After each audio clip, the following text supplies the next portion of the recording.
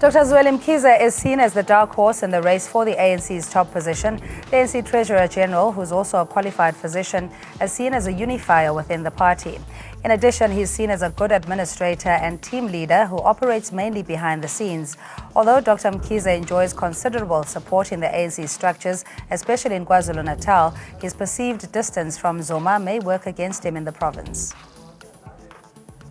And the key question is, can Dr. Zweli outrun frontrunners Cyril Ramaphosa and Dr. Nkosazana Dlamini-Zuma?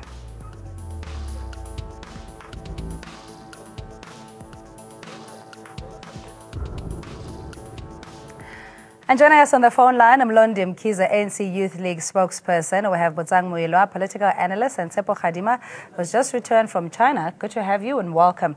We'll start with you, Mlondi. Thanks so much for joining us. Of course, it's all official now, albeit that the campaigning and nominations had long started. Your view now with Dr. Mkhize accepting the role of leadership if so the branch's desire? Well, our view as the Youth League is that come December, the President of the African National Congress will be President Dr. Nkosazana Dlamini-Zuma. And this does not suggest that there are members who are prohibited from availing themselves for leadership if they are raised by structures, branches, and members of the organization. What we would expect is like what we've been saying, that as we move towards an elective conference, there be a certain level of discipline with those that are campaigning for different preferred individuals. For us as the Youth League, we have a decision on who are we supporting for the conference, and any other person who becomes available is fine, they can be available. Those are part of the leaders in our view that should form part of the total leadership of the African National Congress. Because remember, when you elect the NEC and the ANC, you don't only elect officials. So those people will then be part of the people that will consider as additional members to play a different role in government and in the organization. Yeah, Mlondi, but you can't say with a certainty that he doesn't enjoy considerable support within the ANC structures. Are you saying that he doesn't have a fighting chance, or that your confidence is based on the numbers or guarantee of your preferred candidate? No, what we know for sure is that he commands a certain level of respect and constituents in the organization. In our view as the Youth League, we are saying that what we have as the comrade we have or will nominate to be the president actually commands a greater respect and support in the organization. That's why we're so confident that actually Dr. Nkosazana Dlamini-Zuma will be the president. Not to suggest that other leaders don't have following, then of constituents, they don't have respect. It's just that the person that the Youth League has nominated has a greater majority of support as we move towards the elective conference of the ANC. Please stay on the line. Your view, Khadima, thanks again for joining us. Yeah. Very interesting that it would appear that every day or almost every week now, we are having a number of ANC leaders, after having looked into the mirror, they think that they are seeing the next president. And that's quite interesting. But in this particular case, I can't help but wonder that we know of the predicament that the deputy president finds himself in. Yesterday, when he was addressing Parliament, he made a statement that in the next day or two, which we expect that latest by tomorrow, he's going to make this big announcement that he alluded to yesterday. And one wonders, because Dr. Zweli Mkhize has always been on the slate, if I can put it that way, of the Deputy President Cyril Ramaphosa as early as July 2012. So it is puzzling that he would make this announcement that is available for presidency after all this time that he had been on the slate. I'm just wondering that, is there a hint, is there something that we need to read into that a somebody lot more might than have that? To recuse themselves. Yeah, because I would have thought that Yena Ketile a long time ago, now this seemingly he's saying that he's available. It's quite interesting. But unfortunately for him, it is too late now. I can't see how he can be able to carry the day. Because it's not just the president that you are electing. There are 86 men and women that have to be elected, and on a 50-50 basis, as is the policy of the ANC in terms of leadership. So there hasn't been really what we are seeing, apart from the position of president, who will be deputy, other than what we have seen, the names coming out of the campaign camp of Dr. Nkosazana Dlamini-Zuma and the campaign camp of Deputy President Cyril Ramaphosa. Outside of that, every other person, other hopefuls, they are lone rangers, and I'm wondering as to how far they think being a lone ranger can take them in this campaign. But I mean, as part of the processes of the ANC to communicate, make announcements around nominations, and then the discussion continues, or campaigning, is it advisable to take a nomination, albeit that you don't have realistic chances of succeeding, in your view, Butang? Well, good evening, Cindy, Tsepo, and the viewers. I've got a different view from Tsepo. And I've mentioned Zweli Mkhize. I checked the date before I came to the studio. It was exactly a month and a half ago when I said we shouldn't be surprised when the so-called dark horses rises within the ANC. I don't think Zweli Mkhize was on the deputy president's slate, or is on the deputy president's slate, because of that's what they planned and caucused about. I think it's the well-wishers, it's the people who are supporters and front runners of the deputy president who said, if you have this person and this other person and that person in the slate will look too good. We all know, and I want to agree with your assertions at the beginning, that he's a well-respected leader of the ANC. He has gone into power through being on slates of other leaders. But we should look at the ANC elections this year. I don't think it's going to be more on slates. I think it's going to be a little bit different, whereby people will, the delegates, and when I say people who are going to the National Conference and Congress, elective conference, who will say, who do we want there? They will be very clear with that. I think out of all the other 7 people who have raised their hands and say, Tumamina, I think on the top 3, I will put him on the top 3. We all know that it is between the deputy president, because there's been the traditional practice, and the NDZ camp, and he is coming in as a dark horse in this. I've said before, I would not be surprised if the ANC comes December, they come with a compromise candidate if they cannot reach consensus regarding the troubled deputy president at the moment.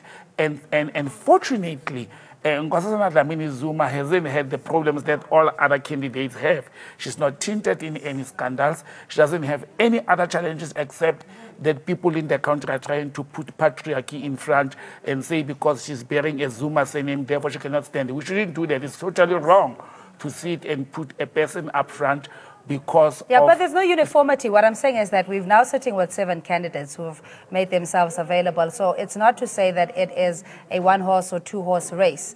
And in the party themselves who nominated these candidates, it would suggest that they have ample or enough support. I agree with that. They may be having support. Some may be having minimum support. But you know how elections work, Cindy. It's what you feel on that particular day if you are frustrated and you don't have a choice. Some people will go to the elective conference having a choice. Decisive, no makanjani, I will vote for that person. Those who are dangling in between, that's where compromise candidates come when democracy matures. And I don't doubt that Zweli Mkhize support within the ANC, the party itself, it's that weak. I don't think it compares to what NDZ have and CR17 has. I don't think it compares to that. But I don't think it is that weak. And that's where I'm bringing in the point of saying, if they don't reach consensus, if they don't agree as members of the liberation movement, the 4,000 delegates, they may look at a compromise solution. But what also is very crucial is that him and the NDZ, they've been talking one language. I listened to him this afternoon in various interviews. He's talking about one important element is to unify the ruling party. He's pushing that very hard. And a lot of people have got a lot of friends within the ANC. I speak to quite a lot. And they're saying we need a leader who's going to unify the movement or the organization towards 2019. Yeah, Mlondi, does that put a spanner in the works for the NDZ 17 campaign that Dr. Mkhize is also essentially speaking of the same hymn sheet? Well, you can have many people saying one thing. Whether do they do it for real is something else. And secondly is that it is good from where we're sitting, Cindy, that there seems to be cohesion in terms of ideas of what we want, because that makes the job of electing leadership to be less difficult, because when you differ in ideas, it makes the job of electing leadership much more serious and difficult. In this instance that we see people coming in, there was a time where radical economic transformation was being looked at as in a funny way. Actually, there is no one I have not heard recently. Even the Deputy President was speaking about it. The Treasurer General has spoke about it. Dr. Ramaphosa has spoken about it. So it means that now what we need to looking for was once we agree on what we need to do, we then need to identify the capable individuals. And the point that we need to deal with, I think everyone would make and emphasize this point, to have the leadership that has got integrity. The leadership that when society looks at the leader, they have that confidence that here we have a leader who is sober, can direct us and drive us to a right direction. Now, that's what we have in Dr. Ramaphosa and Dlamini Zuma. And that's why are you suggesting that Dr. Mkhize doesn't fit the criteria of the leadership qualities that you mentioned? He does. It's just that the Youth League prefers Dr. Ramaphosa and Dlamini Zuma. You can check his track record, Dr. Zweli Mkhize. Among other things you would have to appreciate is the fact that almost in all the departments he has served in, he has received an award of being the best. When he was an MEC of Health in KZN, he got such an award. When he was an MEC of Economic, responsible for finance, he got that. When he was a premier, he equally got that. So that's the kind of a thing that we're referring to. It's just that even when you go to the shop, you'd see that all of these are apples, and you'll pick one apple that you like. In this instance, that is the view of the Youth League. All right, please stay on the line. Is Dr. Mkhize the stiffest competition that CR17 and NDZ will be facing? Not at all. He's on the slate of CR17. I'm telling you that is a fact. Now, in the event that CR17 drops out, and we'll know when he makes the announcement, whichever way that he makes the announcement, and he's there, effectively, it's a little bit too late, I think, in terms of campaigning. Remember, now that the formal nominations are open, the branches will start to have to attempt to meet. And my experience has been that many times they try and meet, they don't always correct the first time. So they'll try several times. But by middle of November, you'll have a very good indication of who's going to be president of the ANC, who's going to be part of the top 6 in terms of the officials, and to some extent who's going to be on the National Working Committee. That you will have a fairly good idea, because the branch, as the numbers start to come in, the nominations coming in from the branches, from the zones, the regions, and the provinces, then it gives you a fairly good idea. And by the time you get to conference, there can be no disagreement. There isn't any branch delegate who goes there on their own ticket. They go there carrying the mandate of the branch. And it becomes very difficult. I know many times people have spoken about that. Well, when they are at conference, they try and still convince each other. But that itself is an antithesis to the manner in which the ANC has always worked. That is of simply democratic centralism. And once the decision is taken at the center, the delegate should not be induced to change the vote, because to do so will be betraying the very mandate that they would have been carried. So hence I'm saying we'll have a pretty good idea. The question is, will Dr. Zweli Mkhize make himself available for any other position over and above that of saying I'm available for being the president? Will he say, in the event that you want to still retain me as the branches, as the Treasurer General, I shall oblige? Or will he say it is the presidency and nothing else? We saw that happen in Mangaung, by the way, where former Deputy President Kgalema Motlanthe said, listen, it is that position and nothing else. And we know what happened. But today, when we look back in hindsight, we understand on why he insisted on that and did not want to make himself for any other position. And what do you need here? I know they've spoken about that there can't be a slate. It is impossible not to have a slate in this election. Maybe 2022, the next national conference, or 2027. But in this one, believe me, you'll mark my words, there is going to be slates, because the nominations are going to go on that. Just look at who's going to be deputy president. And as they start nominating the branches, you will see that it will going to be along the lines of a slate, and it's specifically on the top 6 as well as on the National Working Committee. I agree on one part that Tsepo says, if somebody does not deny other position, it's good for the organization because you don't lose the skill. You know, don't go with a position to say it's president or nothing. Then the organization loses. But to say maybe slates will disappear, I doubt it. I doubt if the slates will disappear in the ANC. The organization has been governed and formed along the lines of slates. Let's speak about the prospects of Dr. Mkhize under the slate of CR17. Look, I've at the beginning said it is not him or Cyril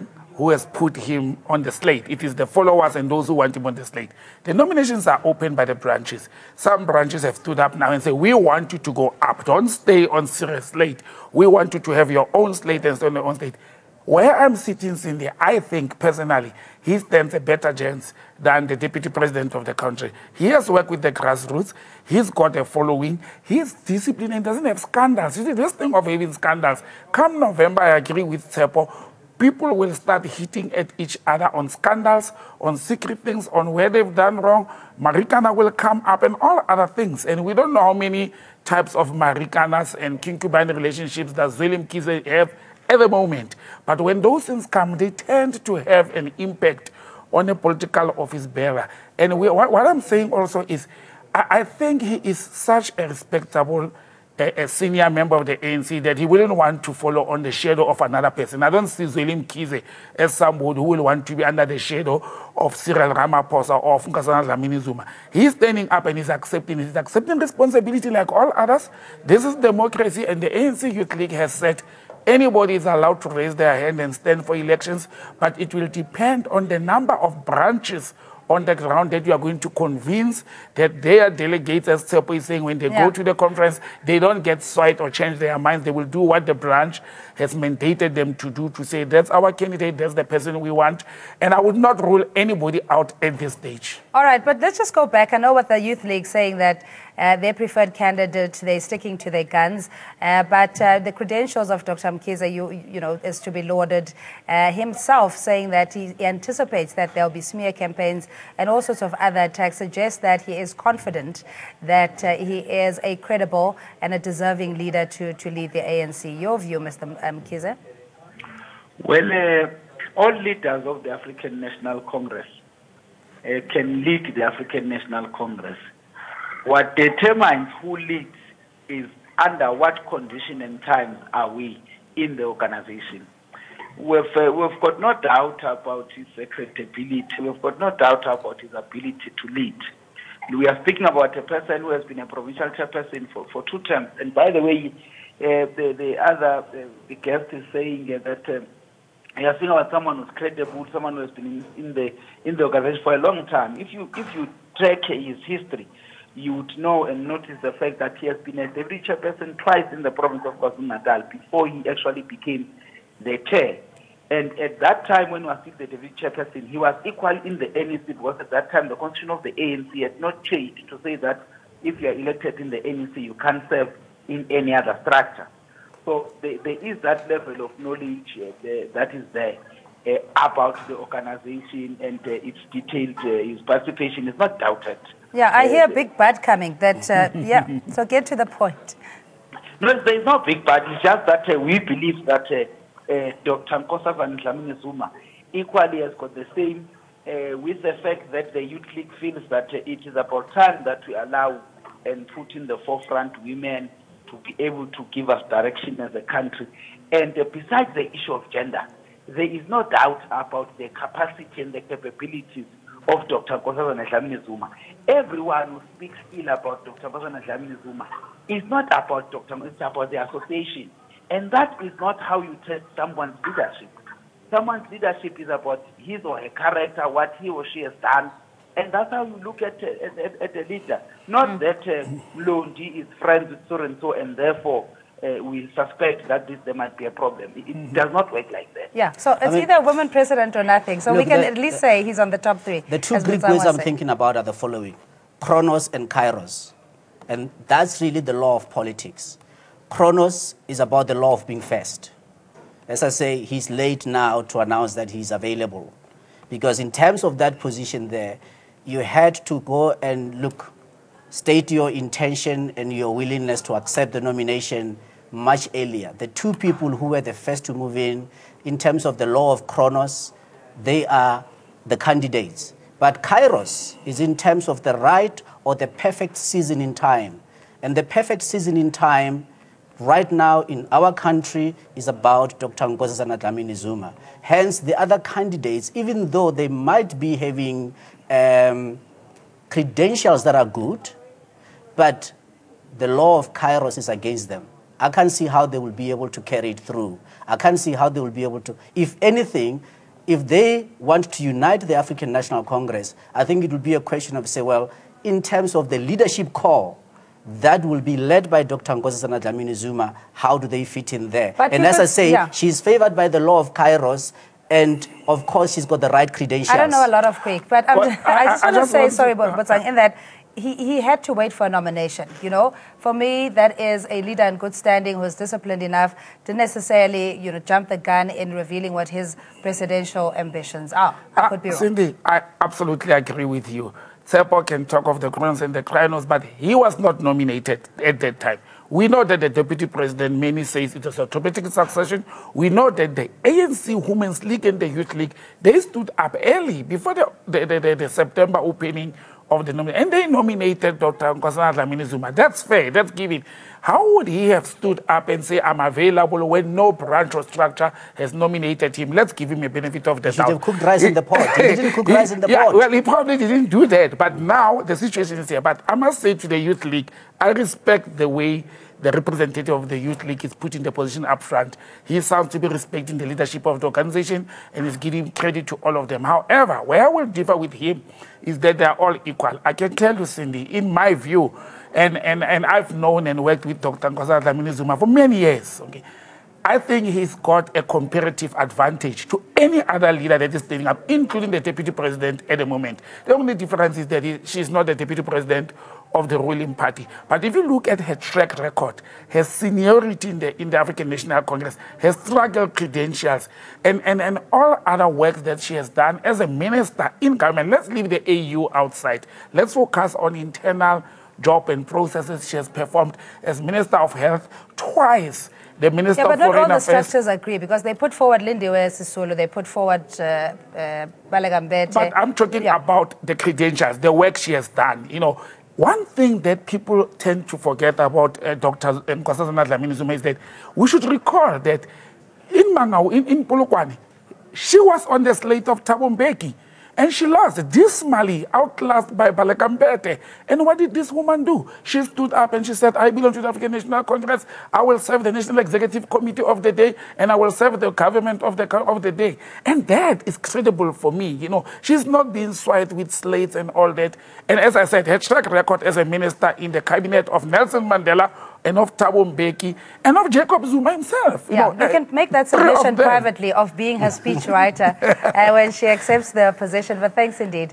Botsang Mwilwa and Tsepo Khadima, political analyst, joining us in studio. Mlondi Mkhize, ANC Youth League spokesperson on the phone line. We appreciate your time. We'll have to take a quick ad break. Do stay with us for the latest news update just after this.